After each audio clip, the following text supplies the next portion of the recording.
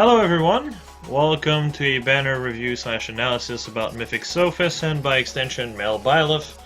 I did say I would be covering him with the legendary banner since that's his basically debut banner. There's not much else to really talk about as far as Byleth goes, but since female Byleth basically covered most of the subject, but I guess it's still worth mentioning to some extent. Also, I'm going to be summoning... Are we Thursday? Yes, we are. Tomorrow! Attempting to plus 10 Hector. It's going to be a smaller session than usual, obviously, since I'm going back to school soonish. And also because I'm preparing to go see a friend, so gotta need to keep some of my money for that.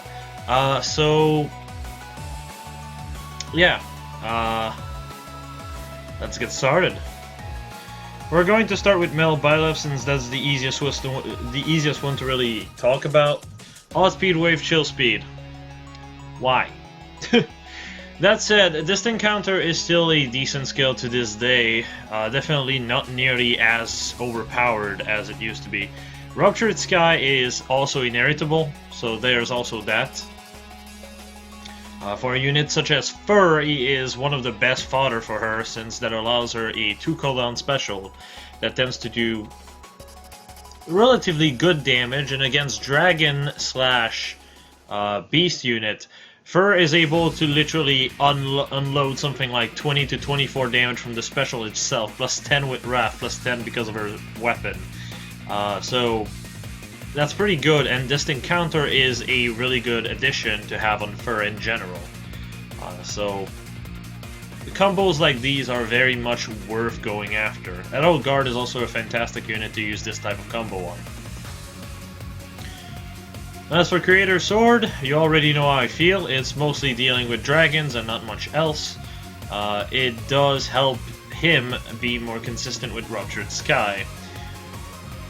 The main thing that really is to be compared is just his stats compared to female Byleth. Now, I did say in the video that he was mostly better, and I do stand by that. The bulk is basically the same, it's just that at the end of the day you're basically an attack plus speed minus female Byleth, and considering female Byleth has way too much speed, this is actually extremely helpful for Byleth. At the end of the day, what's the point of having a million speed if all of the units you're fighting ends up having 20 less speed than you do? It's kind of irrelevant. Now, female Byleth has fantastic fodder, so there's also that. And just overall, every build that you're running on female Byleth, male Byleth can do better. It's just that female Byleth has a better kit to begin with. Chill speed is fucking irrelevant nowadays. Speed waves? Who cares? Those things are not going to be really helpful, and you're probably going to be scrapping this as far as it goes on Byleth. Distant Counter you'll probably keep because that does synergize really well, but you'll typically want Wrath to really make use of it. As far as set goes, I'm not going to showcase any because I feel like the video I've done for Tree Houses covered most of the build for female Byleth. Now, I also want to address one of the concern of the video for Tree Houses that did rise up in the comments. When I said just use Hyra, because Hyra is overall better than female Byleth, and also to some extent male Byleth, but to a lesser extent because of the attacks difference being of 2 at the very least. The thing with Ira, and the reason why I say just use Ira in general, is because we're going to get a rerun on a weekly banner in 3 weeks. Okay?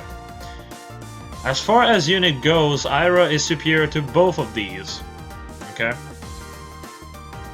She's going to be on a 4% banner where you only have 2% of Pity Break, where there's going to be no focus in either green or colorless, I'm not too sure.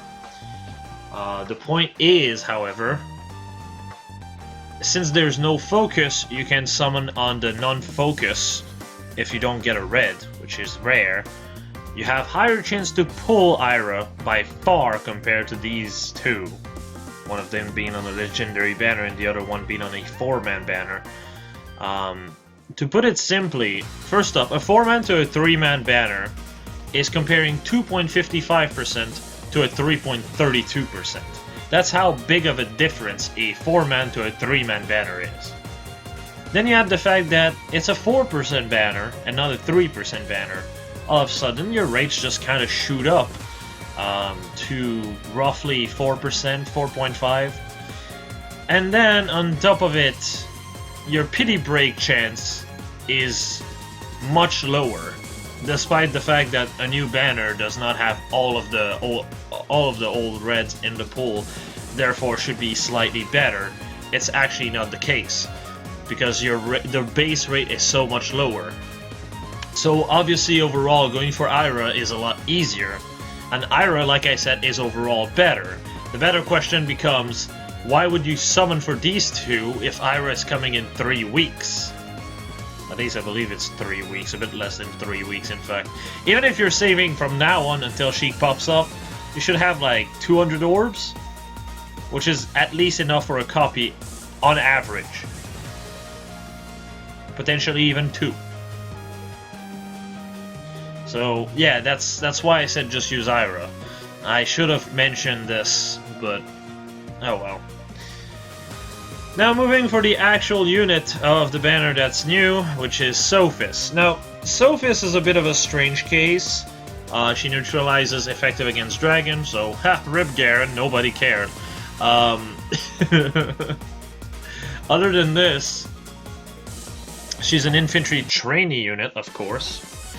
So she has the BST of an armored unit as a 2-movement unit. I fucking hate this. Trainee units in general don't make any sense to me. I've already explained this, but like, that's so dumb. Corrin just will forever be a problem to any new mana key that comes out. But still, Time Pulse is locked to infantry units, by the way. Yes, yet another toy for infantry units when they are already basically overpowered.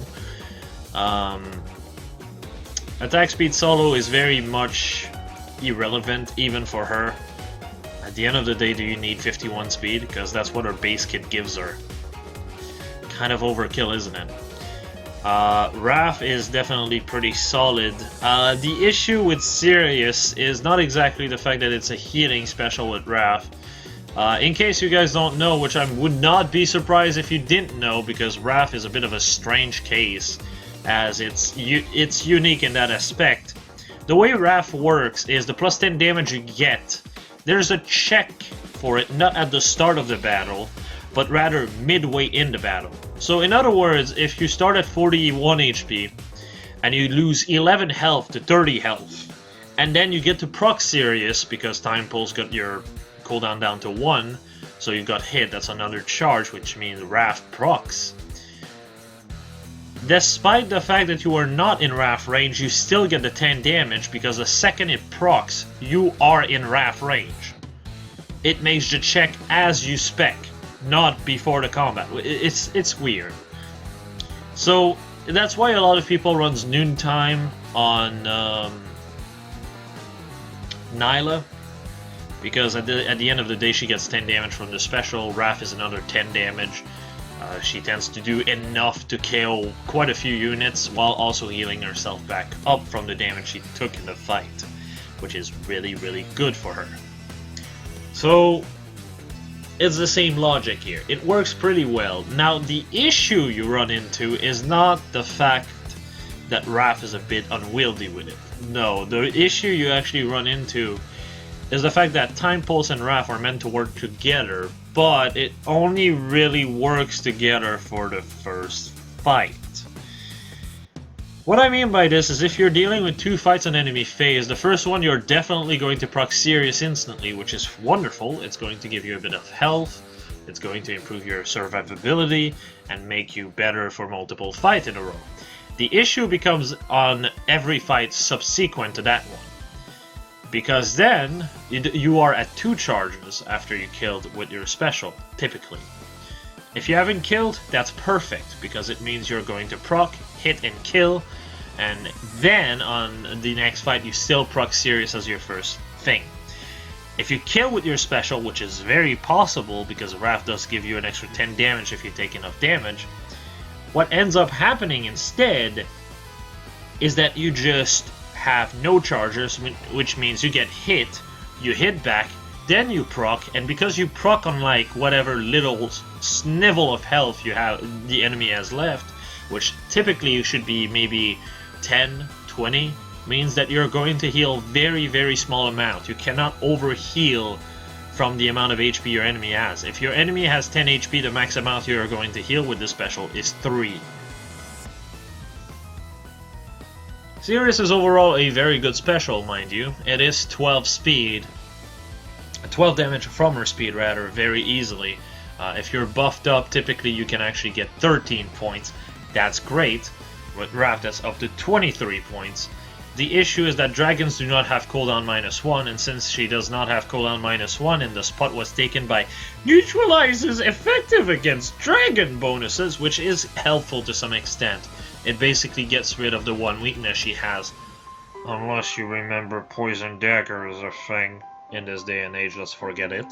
But it does basically nullify your weakness, which is fantastic. But as a result, Sirius isn't consistent. That's kind of a problem. Still, overall, she's a fairly solid unit. Here's the issue you run into, though. Do you see the problem?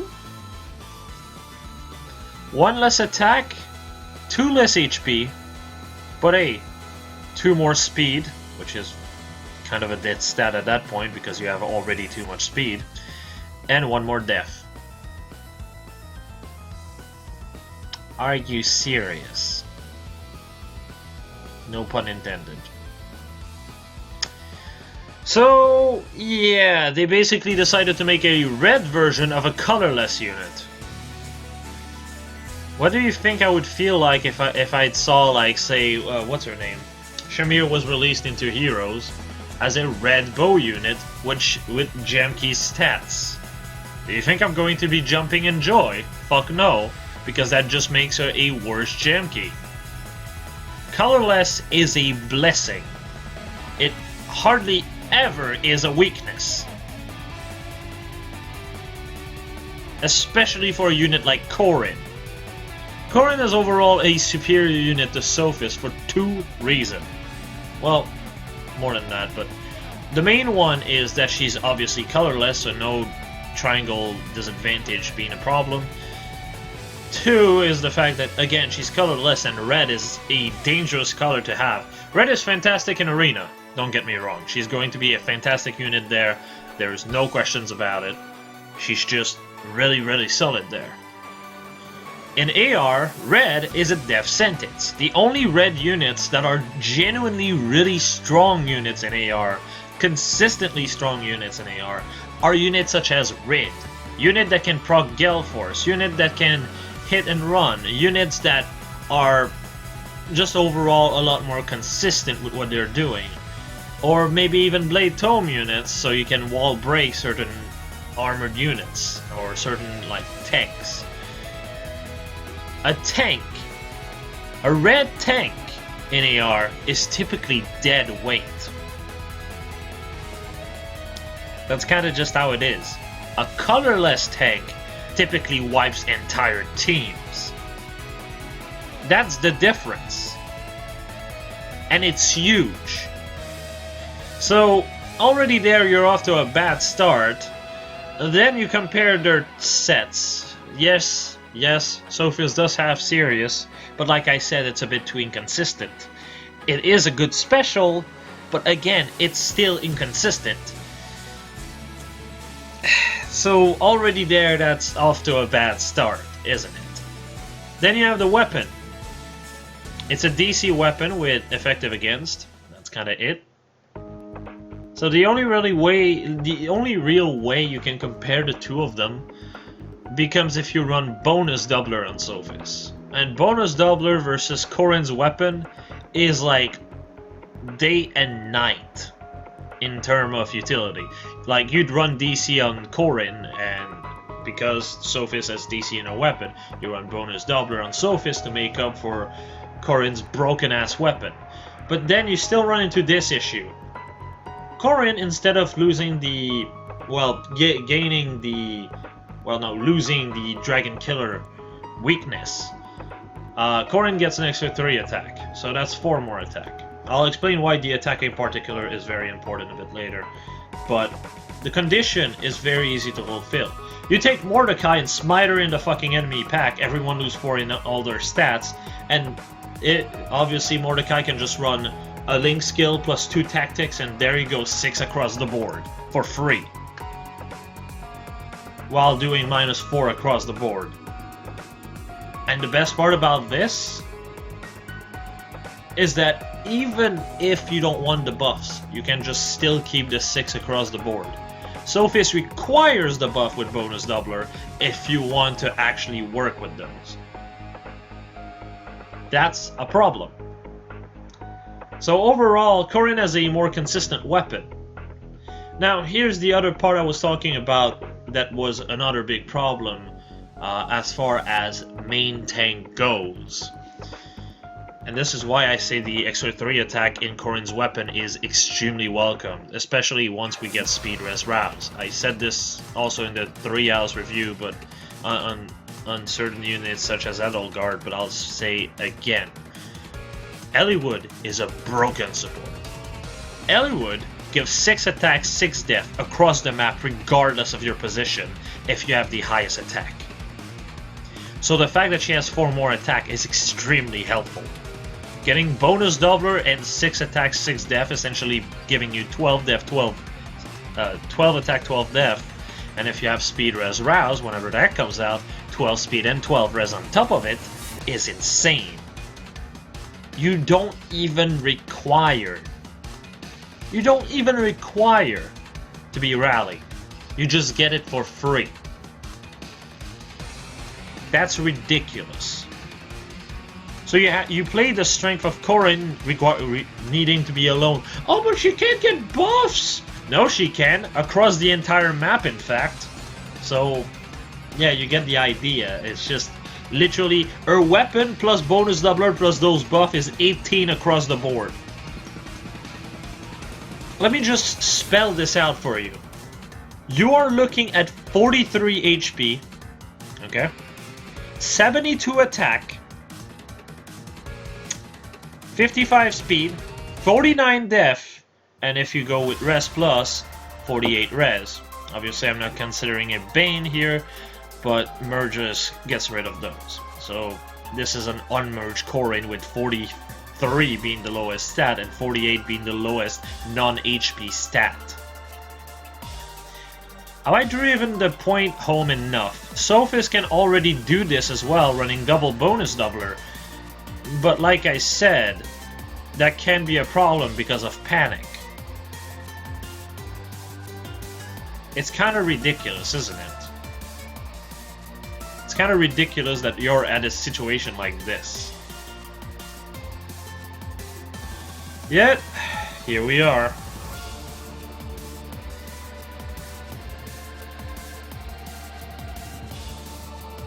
I don't know what to say. I really don't.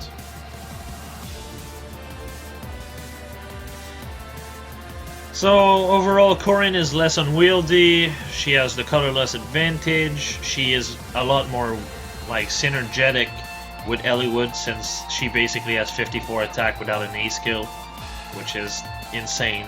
If you go with attack plus, you're looking at 57. That's super easy to just soak up all the buffs. Whereas Soph is stuck at 50, 53 with attack plus, which is a lot less consistent overall. Sophis is not bad per se, it's just that the competition is just that harsh. The problem is that I has decided to make a unit that is not meant to be a trainee whatsoever, even with their arbitrary rules, a trainee. And because Corrin is a trainee for no reason, Sophis doesn't even have a stat advantage over her. Because she doesn't have a stat advantage, nor a color advantage, nor a weapon advantage, you get what happens. If Corrin was not released, I would genuinely be saying Sothis is a very, very strong case for being a really good unit. While also, you know, overall being a, you know, not overkill in any way. Like a fairly balanced unit. Because since she doesn't have cooldown -1, you can do the Ira thing on her. But because Corrin is in the picture, it kinda completely ruins it. Not to mention, Corrin is in the permanent pool, and will obviously be featured quite a few other times because of how busted she is. The same logic as why Ophelia was featured like 5-6 times. Bravelyn has been featured maybe 10 times at this point. I know she has been on 3 legendary banners, which is only a thing for legendary units, of course, but still. It's ridiculous.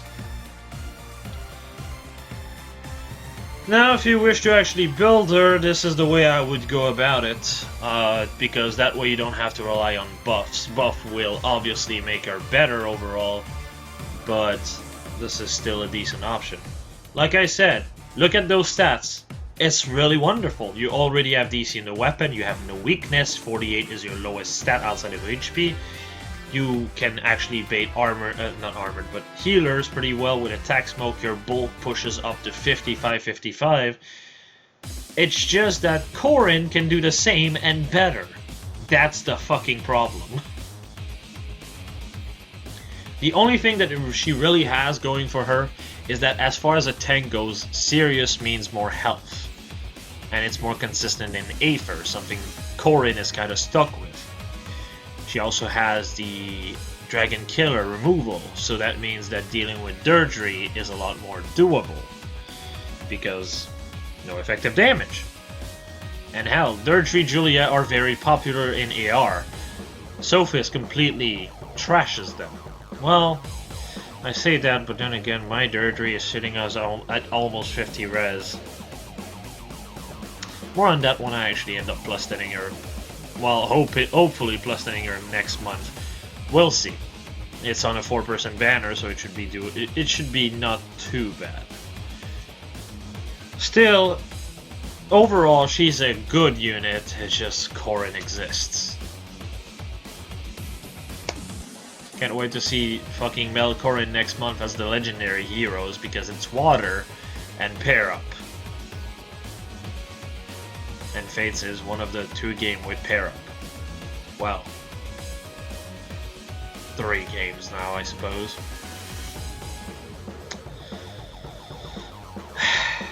Anyway, moving on to this, I've listened to, I don't remember the name, I think it's Redditor. Well, this is pretty unprofessional, but I'm going to be checking.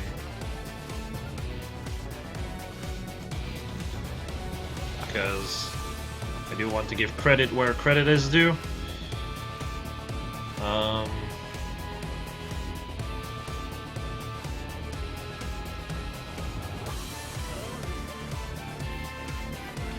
Shut me.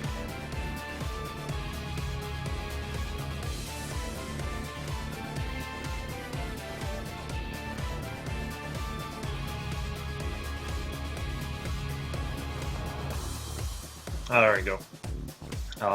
He basically said the unit in the layout are easy to read and looks pretty organized. One thing perhaps would be to highlight the units worth summoning, like gold for unit to summon for fodder, and purple and for unit to summon for the unit itself. I decided to instead just showcase the fodder when it's actually applicable. Quite a few legendary / mythic units don't actually have fodder, like legendary Ephraim. It's kind of hard for me to really say when a unit is worth summoning, and it's really for either fodder or the unit itself. Like, the good fodder list, for example, is very subjective. The reason why I say this is very simple, okay? Everyone has a different roster, okay? Say you have Ira, Byleth, and a bunch of other units. Legendary Marth becomes not really that great to summon for. Or say Ephraim, say you have no Gale Force unit, I would say Ephraim is a fantastic unit to summon for, which makes it really difficult for me to gauge if it's going to be helpful for everyone. So as a result, it comes down, it's very case by case. So yeah, instead I decided to go with the fodder, which again is subjective, like I said. So this is how I feel about most of these. Like, for example, attack speed solo is not considered that great because typically there's not many units that can really use it consistently. Like, for example, Jim Key could use it to have more speed and be more consistent. But I tend to be next to unit and sometimes not next to unit, so it's inconsistent. So it's not exactly worth it.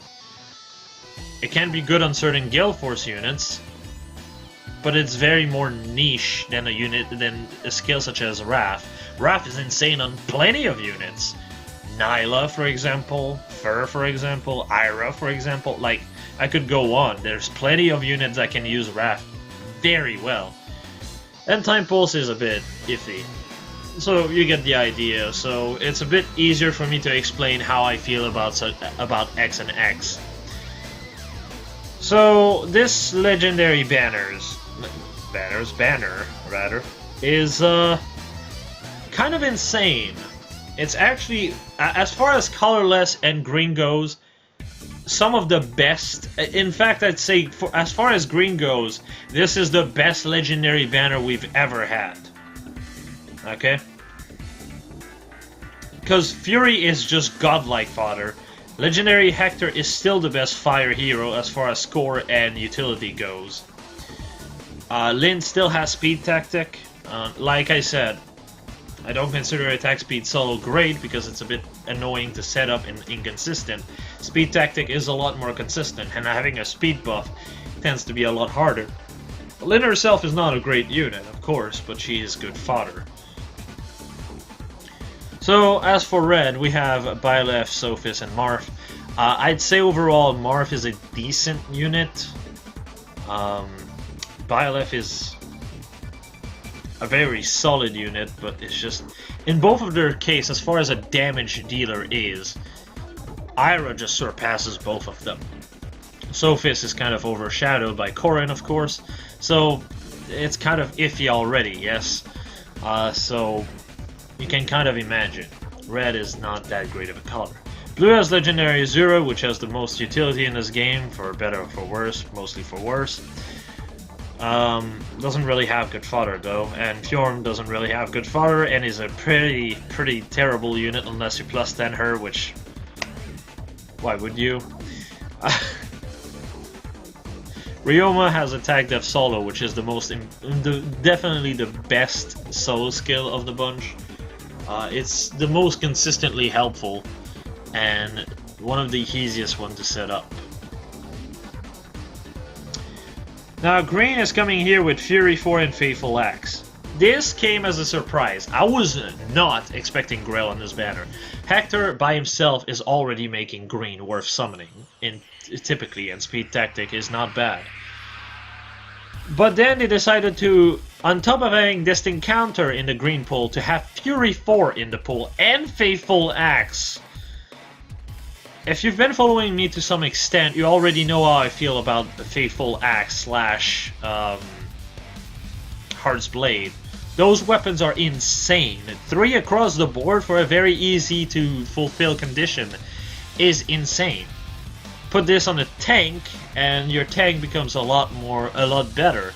If it's a tank that's good across the board, it becomes insane. Units such as Libra gets bonus, like they become very good at doing follow-ups, get more damage, more defense, more res, just overall a lot more bulky. Libra as a result can become a unit that just basically hits 45 def and res, while also having good speed, enough to double most units, and still break the 60 attack mark. It's insane. These weapons are really good, and Fury 4 is no exception. So yeah, green overall is a fantastic color, and Grail is definitely the prize of that color. No matter what banner he was going to appear on, it was going to be amazing, regardless. As for colorless, for better or for worse, Ulm is definitely the best colorless unit of this game. As far as range unit goes, Korin is the best one for melee. I'm gonna be honest and say this. Ulm is the same thing as Korin for me. Stat line is so good, it doesn't matter what infantry dagger slash bow unit we're going to get. Like, imagine if Kronia was not free. Would you go for Kronia or would you go for Ulm? It's a dumb question, isn't it? It's rather depressing considering how underwhelming of a lord Ulm is. Still, he's definitely worth summoning for, and Air does have Mystic Boost, which is one of the most useful fodder of this game. I say it's one of the most useful fodder of this game because basically any unit can use it. And a lot of horses, which tend to be able to take hits, such as, for example, Yarne, or I guess to some extent Rid, if you already have the debuff part very well handled, or just in general units that can fight for multiple fights in a row. Like, I can also think of Quan, for example, Finn. Those units really like Mystic Boost and can actually run something else than slaying Lance as a result, which gives them more freedom overall. So Mystic Boost becomes a really good skill as a result. As for summoning for her, I genuinely would say don't. Like, if you're summoning to plus 10 her, just don't. She's just going to be like Fjorm, like a unit that's workable right now, at least in AR. In AR, she's actually pretty solid. But outside of AR, she's not very consistent. And that's kind of consistent with Fjorm as well. Fjorm is also pretty decent in AR, but outside of AR, she's a unit. A unit that I hardly ever use, despite mine being plus 2. So, yeah. Just wait for more light unit. Like, I mean, just look at what we had as our first as our first water unit. It was Fjorm. What was the last one? It was Azura. We also had units such as Ryoma in the middle and Erika. I think that sums it up. Kangas, on the other hand, is a monster, which is another reason why colorless is so good. Air has fantastic fodder, okay? And Ulm doesn't really have fantastic fodder. No follow-up is good. Darting Blow tends to be just overkill. That's why I don't consider it a good skill for a slot. Typically, if you could run Darting Blow, all I can say is, why not Death Blow 4, or why not just save for Summer Legiarn's rerun on a legendary banner, because Swift Sparrow will have the same odds as Ulm. In fact, basically almost the same anyway. But Swift Sparrow 4 basically gives you 6 attack at the cost of 2 speed. Why in God's name would you be running Darting Blow instead? I think I've made my point. So, yeah. Kangas is also literally the best tank outside of Korin. I'd say he's also potentially even better than Korin, because the thing is, he does get 4 across the board because of his weapon. His weapon does give him DCs instantly, so already there you're off to a very strong start. But just like Sothis, he also completely gets rid of his weakness because he's a beast unit. You can just run Svalin Shield, and there you go, you have no weakness. Though armor killers don't tend to be too consistent. It tends to just be a Shiden Festival Micaiah, which cannot be danced. So as a result, it tends to be really hard to be caught with your pants down. So Kangas is overall a very solid unit, and for good reasons. He also has no condition to really fulfill, meaning you can actually support it with drives on top of it, which is also very busted, especially with characters such as Marth existing, which basically makes the difference for what Corrin actually gets instantly. So yeah, overall Kangas is really very strong, at least until Beast Killers become more prominent. We'll probably get Beast Killer weapons down the line. I would not be too shocked. But yeah. Overall, I'd say the best color is green, by far, by absolutely far. Colorless is a good second. Red is probably the third best choice, but not for the most obvious reason. The reason why I say red would be your third best choice is because you probably do not have Sothis or male Byleth. So as a result, if you pull either of these, you're getting infantry flowers. Infantry flowers are very high in demand. So as a result, pulling them is a lot more interesting. Whereas for blue, you have a unit you already have, 100% chance. Azura, which is flying, and Ryoma, which is flying, so it doesn't really matter all that much as a result. So yeah, I think there's not much else to say, other than, hey, I suppose we're done here. Don't remember, guys, I'm going to be playing 3 houses starting probably this weekend. Not sure between Saturday or Sunday, but we'll see. But yeah. Have a nice one, everyone. Hopefully this was helpful. So, see you all. Have a nice one.